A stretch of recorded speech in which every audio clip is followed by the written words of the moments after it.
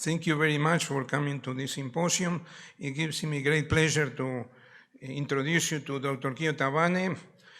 Basically, Dr. Tabane, she's a medical oncologist, a very well-known oncologist, Santon Oncology. She's one of the directors. She trained at quite a long time ago, and she's one of our trainees, and we're very happy to have her around. She's going to be giving us an update on the CDK4/6 inhibition in a hormone receptor positive, HER2 negative metastatic breast cancer. And Kyo, if you can start, we're looking forward to your talk. Yeah. So I've been asked to speak on a CDK4/6 inhibitor update in metastatic HER2 negative hormone receptor positive breast cancer. That is the disclaimer. So of course, our goals of treatment when we treat patients with metastatic breast cancer is to help patients to live longer with a decent quality of life and to minimize suffering. I think we can agree that over the last perhaps 7 to 10 years, one of the biggest developments has been the incorporation of CDK4/6 inhibition as a standard of care for first or second line HER2 negative estrogen receptor positive metastatic breast cancer. So just to recap in terms of how this medication works. So we know that cells go through a cell cycle. We know that mitogenic pathways, including estrogen signaling, stimulate cyclin D production. Now, cyclin D is very important in cell cycle progression, and the binding of cyclin D and CD4/6 is an important player in driving the cell cycle. And so by inhibiting CD4 and 6, we are able to arrest cells in the G1 phase of the cell cycle. Now, because the cyclin D pathway happens downstream of estrogen receptor signaling, it makes sense to combine estrogen hormone blockade with CDK4/6 inhibition with a synergistic effect. Now, the current ESMO guidelines basically recommend that for patients with metastatic HER2 negative estrogen receptor positive breast cancer, that patients be treated upfront with hormonal blockade, and we know that currently the standard of care, as mentioned, is hormonal blockade plus CDK4/6 inhibition. The recommendation has been, up till recently, that for patients who've got a heavy burden of metastatic disease, who've got heavy visceral disease, significant symptoms, and a visceral crisis, ought to be offered upfront chemotherapy in the frontline setting. And of course, subsequently at progression, then it would depend on what the patient has received. It would depend on what the next generation sequencing and mutation status looks like to make further determinations. But the point being that up till recently, the recommendation was for patients with a visceral crisis to receive chemotherapy upfront. The Advanced Breast Cancer 5 also notes that hormone blockade is a preferred option for hormone receptor positive disease, even in the presence of visceral disease. So the emphasis has always been that the presence of visceral disease is not an indication for chemotherapy. We now know again that CDK4/6 inhibition combined with hormone blockade is the preferred option in the upfront and second line setting, with a progression-free survival benefit and an overall survival benefit.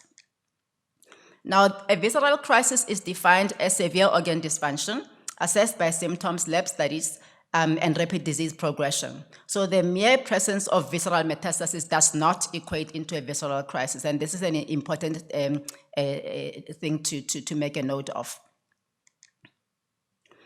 Now, I'm not going to go into this detail, but really this slide is just really to tell us that there's multiple, or there's at least 3 available CDK4/6 inhibitors registered in this country, palbociclib, ribociclib, and abemaciclib. And that ribociclib and abemaciclib are the ones that have shown a survival benefit. The ribociclib has shown a survival benefit in the first and second line setting, and to date, abemaciclib has shown a benefit in overall survival in the second line setting combined with fulvestrant. Unfortunately, for reasons that we are not yet clear about, palbociclib has not demonstrated an overall survival benefit in this patient population. Now, the question has always been, how does CDK4/6 inhibition compare to systemic chemotherapy for these patients? Now, this study was presented at San Antonio last year, the Right Choice study, and it basically looked at patients, and this is important, patients who had aggressive disease, patients who had symptomatic visceral disease and rapid disease progression. These are patients that would ordinarily consider for chemotherapy as per the current ESMO guidelines. Because the patients had a heavy burden of disease, you'll note that the performance status that was allowed was up to 2. This study compared ribociclib. So also importantly, this was in the pre- and perimenopausal women, most likely also because patients who are younger tend to generally have more aggressive disease. So the patients were randomized 1-to-1 to ribociclib and letrozole with an LHRH agonist compared to combination chemotherapy. So you'll note that the chemotherapies that were used there were quite, heavy chemotherapy with significant toxicity burden, presumably to speak to the fact that patients had rapidly progressive disease. And the primary endpoint of this study was progression-free survival. What I want to bring your attention to here was that 66% of patients in this study had visceral metastasis. Although traditionally it's always been thought that chemotherapy gave faster response rates, and that is what informed the initial recommendations of giving it to patients who had heavy burden of metastatic disease, you will note here that the overall response rate was not too dissimilar between combination chemotherapy versus ribociclib and endocrine therapy. Also, the clinical benefit rate was quite similar between the arms. This is the result of the primary endpoint that showed a clinically significant and statistically significant benefit of ribociclib plus hormonal blockade compared to combination chemotherapy. It's important to note here that the difference in PFS was approximately 1 year over combination chemotherapy in patients with aggressive disease.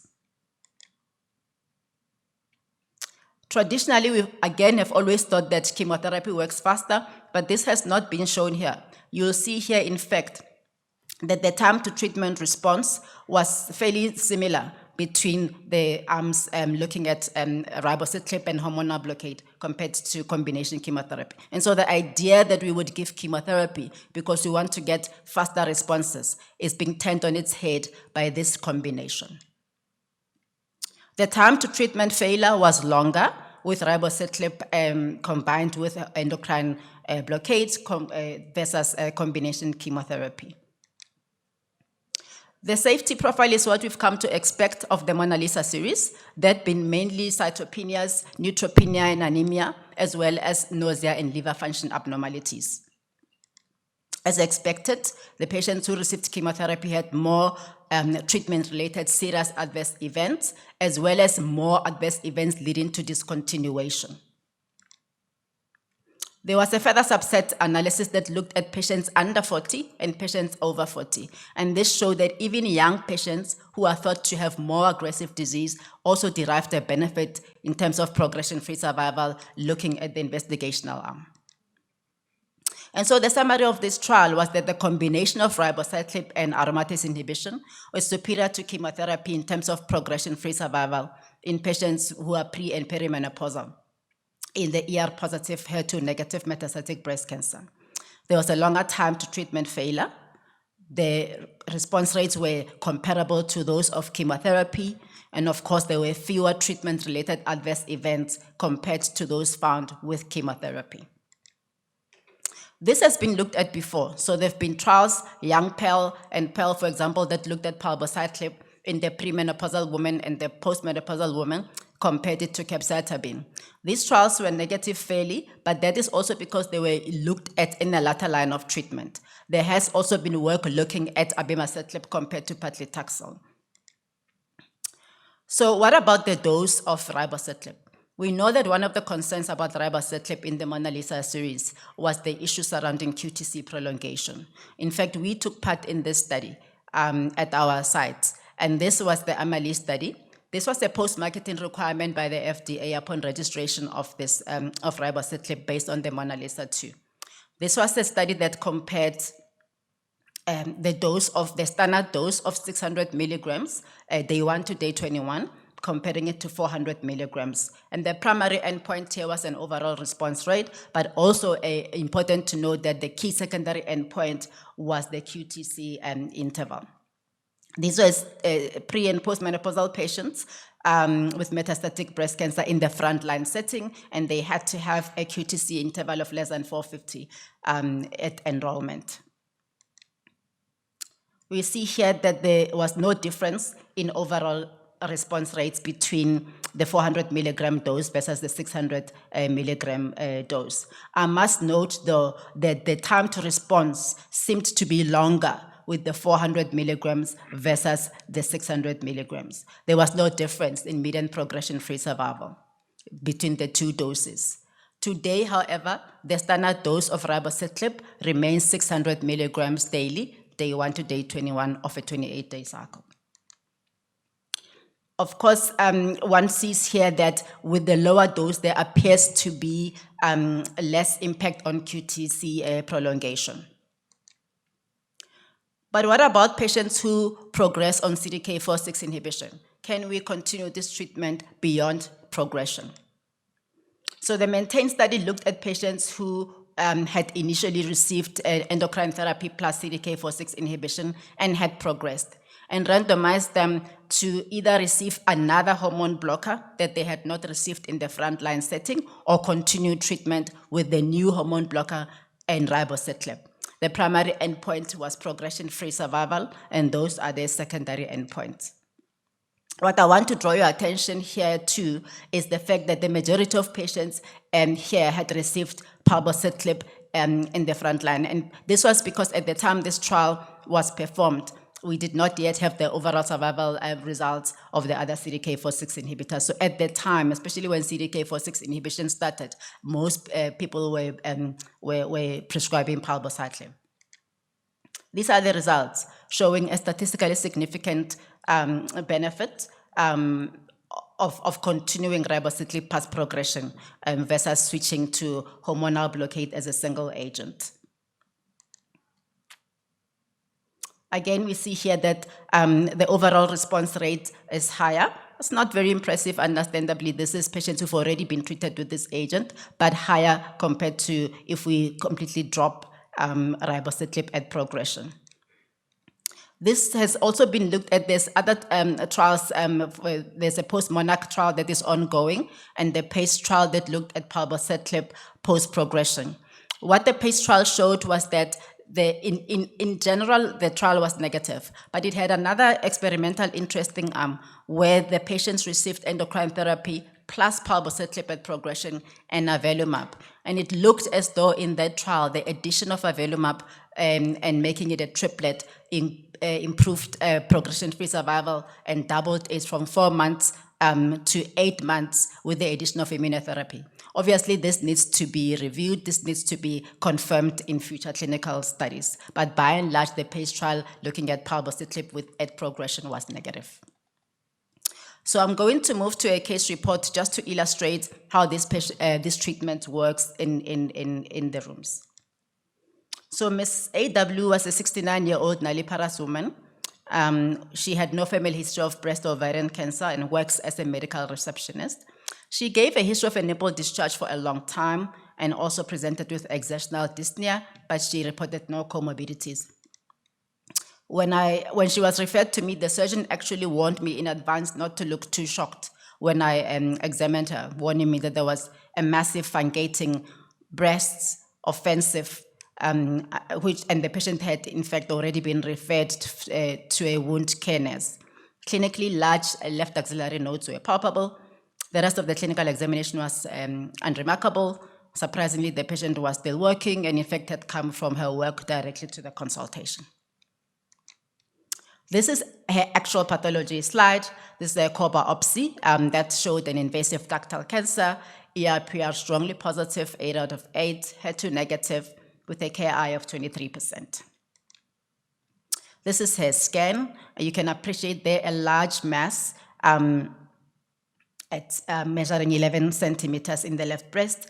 Also, the scan showed multiple mediastinal nodes in the paratracheal, subcarinal, hilar regions, and numerous pulmonary and pleural nodules that are not clearly demonstrated on this image. This scan is really just to show a right parahilar lymph node of about 2.5 centimeters before treatment. So in terms of preparing for a treatment, she had obviously she had scans, she had a biopsy, but in addition, she had bloods and an ECG and a review of concomitant medications. Thankfully, in her case, there was not much, except she had recently started taking an anxiolytic upon news of her diagnosis. So we commenced her on ribociclib at the standard dose of 600 milligrams and treated her with anastrozole. We also referred her for palliative radiation to the left breast, and she received 39 Gray and 13 fractions.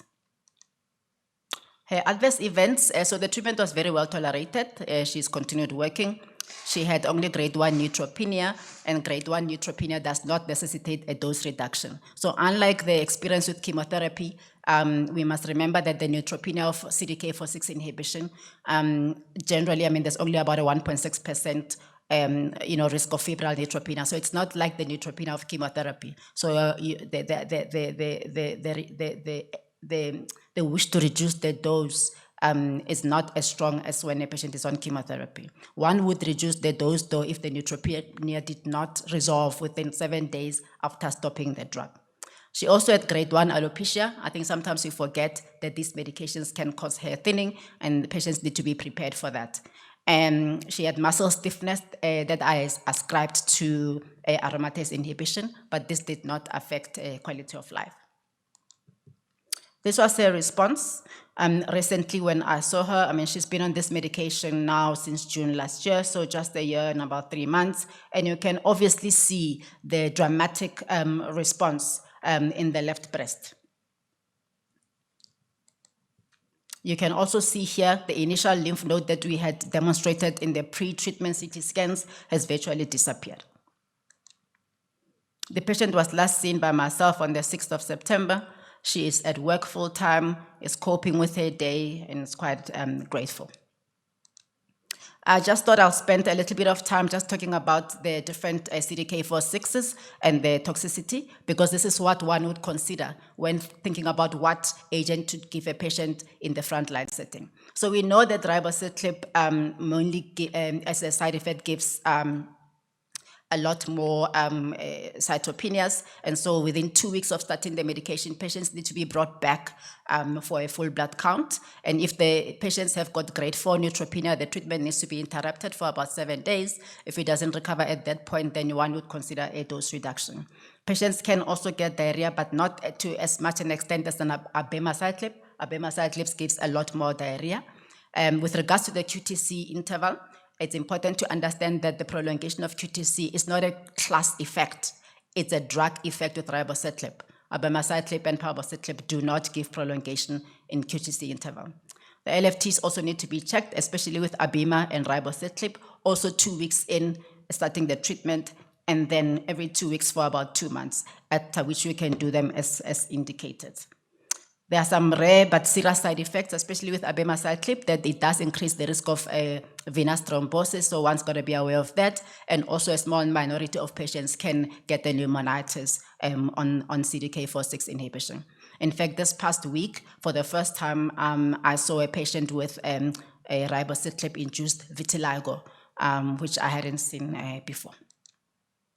So in conclusion, the combination of CDK4/6 inhibition and hormonal blockade is the standard of care in the treatment of HER2-negative endocrine-positive breast cancer.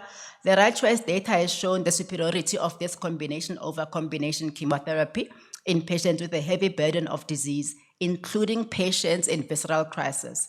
And so the recommendations that patients with a heavy burden of disease should receive chemotherapy needs to be revisited. The side effects of CDK4/6 inhibition are mild, manageable, and largely predictable. Thank you for your time. Thank you very much, Kio, for a very nice overview. I think it was very nicely done, thank you. Who has questions here? Any questions on the floor? Yes. Dr. Tsikaya, yeah. Hold on, you need the microphone, otherwise it's very big here, it's not easy. Thank you so much, Kio, for the lovely presentation. Yes, I'm from Zimbabwe, and cost of drugs is an issue, especially with the CDK4/6 inhibitors. They're very expensive. we tend to reduce the dose for some patients so that instead of 3 tablets a day, they can take 2 or 1 tablet, and we do see responses. How low can we go with our dose reduction to stretch the dose, the tablets? I think first I must reiterate that 600 milligrams is the standard dose, although I understand your question. If I were in your position, the lowest I would go would be 400, because at least you've got something to back that up in terms of the Amelie study that did show that the response rates and the PFS were much the same. So I would go as low as 400 if I had to. And the 400 milligrams is also on the adjuvant, was... Yes, in Natalie, the dose was 400 So milligrams. it is a good dose, I think that's reasonable, yes. Maybe the other one is a little bit too much, Yes. But you can go the 400, yeah. I wouldn't go below that because you don't know if we don't have any data there, And then I believe that if you treat the patients, you must treat them properly. It's better to treat one guy right as opposed to treating 3, like giving Mickey Mouse doses. Yeah. No, sorry, that's anyway. Okay. Sorry, there is a question there. Yeah. Sorry, put them on.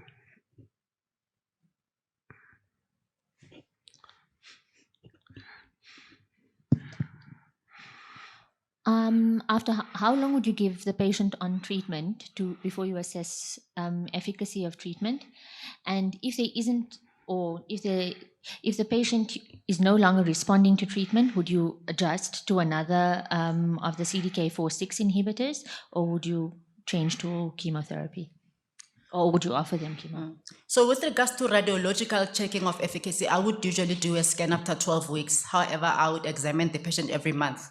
So often by the time you get to 12 weeks, you already have a sense of whether the patient is responding or not from the clinical examination. But radiologically, I would do a scan after 12 weeks. Now, if a patient stops responding to CDK4/6 inhibition, and generally we know that the median PFS is about 2 years, one, I would rebiopsy, right, to establish what is happening at that time point, and to look at things like ESR1 mutations. If you don't have a somatic BRCA mutation, look at that. Look at your PIK3CA mutations, etc. So I would rebiopsy. I would not switch to another CDK4/6 inhibition. The only reason I would switch between CDK4/6 could be toxicity. And also it depends on what kind of toxicity. Let's say someone is really struggling with diarrhea on Abema. Then I would potentially switch to something else.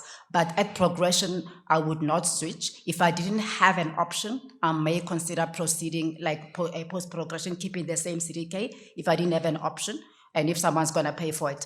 But otherwise not. I wouldn't switch.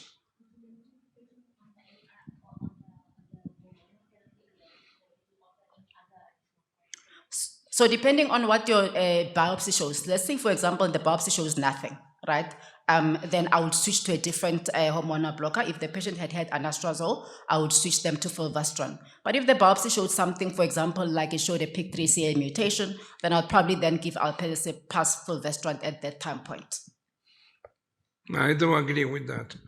You see, I used to use, look, I've been for a long time around, so when I was younger, we used to give chemotherapy. Then they used to give very intensive chemotherapy. Then it came with a story, which is, I wanted to mention, why did they give 2 drugs? Because the Europeans came with a story that it's better to give single agent sequentially as opposed to give a combination, so that right choice, I don't know, the combo doesn't sound... The combos are a bit odd. Yeah, anyway, but I've been using on the last 10 years endocrine therapy on all the patients, and you give first line, second line, third line. It's like Dr. Tabane mentioned to you that it's very important to rebiopsy because you can get an ESR1 mutation, or you can get like another one, like a PIK3. 45% of the patients, they develop a PIK3 mutation as a secondary event, and another 10 they have a primary event, so you can give alpelisib. So to use chemotherapy is really, really, really the last resort, and the current guidelines, they talk about that. The other thing that you asked about the changing to the CDK4/6 is that there is a registration for abemaciclib at a single agent with 200 milligrams. That type of stuff, you can use it later down the line. I don't think you should use it if one doesn't work, would move to the other one. I don't think it's a way to go about it. What do you agree with me? Eh? Yeah, no, absolutely. I wouldn't switch because of if it's not working, I would then have to move to something else. And the new kid in town now is going to be after failing chemotherapy and after failing all these hormonal treatments and targeted treatments, is a use of ADC. So we're going to be part of the Ascent 7 trial that is looking at giving a sacituzumab govitecan on patients with this type of, type of subset to use a. But you have to fail all the chemotherapies. It's probably like a 7th or 8th line after failing all the endocrine and all the chemotherapy treatments. So that's one of the things. But I mean, to answer your question, yeah. You want to add anything, Kyo? No, nothing. I agree. Yes, Tabane.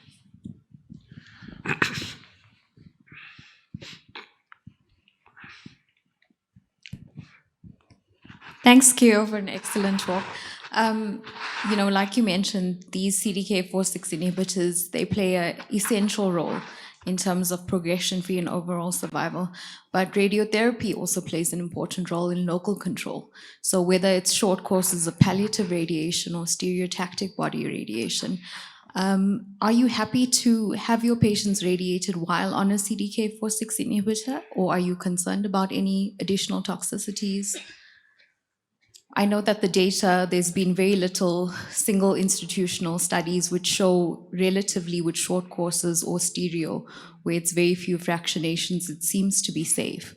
Has that been your experience also? So I haven't really had that experience because typically what I would do is that I would initially send the patient, like how we did with this lady, I would immediately send her for palliative radiation while organizing the treatment. Yeah. So I haven't really had to give both. I think it would be a rare event where I would have to do that because I usually would refer for radiation first while the treatment is being arranged. So I haven't had the experience of giving them together. I do the same. Eh? You refer to somebody like you, to give the radiation for the bone pain or whatever, or spinal cord compression, and then in the meantime you motivate with a medical aid, takes a week or so. So by the time that you finish with the treatment, the patient is ready to start with a systemic therapy. That's what the way that to give combo, I don't have experience. I'll be honest with you. You don't have to go that route. In general, yeah. Great, thanks so much. Just wanted to mention something, that stuff with avelumab that you mentioned there.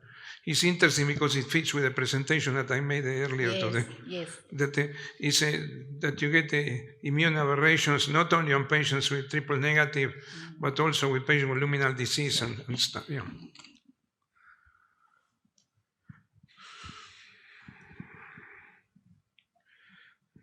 The neutropenia, I want to say more than a comment, is when you look at, I don't decrease the doses. I mean, to me, I haven't seen, we treat a lot of patients, and I have not seen one patient, not with febrile neutropenia, with infection also. No, you see, it's very uncommon that. Now, to understand the problem is that the neutropenia caused by chemotherapy is by doing apoptosis of the white cells and the precursors. So you need to regenerate and recover. While this one is a cell arrest that doesn't cause the abnormalities on the function of the cell, number one. And number two, if it's really low and you stop, it will come up very quickly without having to use GCSF. Yes, I think that's an important point. So, you don't need growth factor. I don't think look, they're cheap now, the growth factors. But you don't need to use it anyway. That's the bottom line. So Bernardo, I've got a question that I would like to discuss with you. So for patients, for example, who have a BRCA mutation, let's say they've got a BRCA2 mutation, it's first line ER positive metastatic breast, would you treat them with a PARP inhibitor then, or would you give them CDK4/6 inhibition up front? What is the issues with CDK4/6 and PARP? I was doing an advert for this company, one of the international adverts, and the Barcelona group came with a story that the patients that they are BRCA positive, they have a shorter duration of do you know about that data on the CDK4/6? I will be giving probably but you don't have randomized trial. I'm just saying some intuition, experience. I don't know what. I would be giving the patient maybe the first the BRCA, the PARP inhibitor, and then to use the CDK4/6 when it doesn't work, you know. And, this also in South Africa, when it's a problem with obtaining, also in Zimbabwe and that, if you have a BRCA patient, you can use, they done studies with talazoparib also, you know, and they show that, to me, it's equivalent to platinum, because BRCA is also a biomarker for prediction of response to platinum also. So we mustn't forget that also, you know, that platinum is also, if you're having problems approving the agent, Yeah, that's why it wasn't compared with Talazo in that study. In the BRCA, the comparator arm didn't have a platinum. Then the result wouldn't have looked so good, maybe. There was one that was positive. We took part on the other one. What's the name with the one from ACB? The Brocade is the name of the study with the Vilaparib. They were giving platinum with the. With the carbotaxol, and the study had a flaw because you could put it on first, second, or third line also. But anyway, it shows that the talazoparib or the Vilaparib is better in there. But anyway, it's a field that is evolving. Probably you should be giving sequentially because both are effective, you know. Yeah. Any other questions here? It must be more questions. I think our time is Cardiac toxicity also, I just made a note here, just a comment. People get hysterical about the neutropenia and the cardiac toxicity. I think what I do is I send the patient to the cardiologist, you know, so then he can do an ECG and check it. If there is no cardiac abnormalities, I use the drugs and finish, you know. I don't think we should worry too much about it. Because on the label it says that you should do an ECG on day 1 and day 15. day 15. I don't understand it either, because if you're going to have problems, probably you'll have it down the line also. I suppose it's, no, but remember, the day 15 is the QTC interval. That can happen early because it's not a structural thing. So I think that's why Maybe, one I would do don't it in know, 2 weeks, yeah. yeah. But I also think the other important thing is to not combine ribociclib with tamoxifen. I think that's an important thing in the because of a higher likelihood of QTC prolongation. But it's also no data on that. Yes. I mean, it's very few. No, but in Mona Lisa 7, there were some patients who had Very tamoxifen. few, you know, I don't use it. I use it either with an AI or with a CERD, you know. Otherwise, we don't, you know. Yeah. But you're right, you know. You have the interaction, the DDI, you know, that drug interaction. So okay, and that's it. You know, any questions otherwise? No. Thank you very much. Thank you.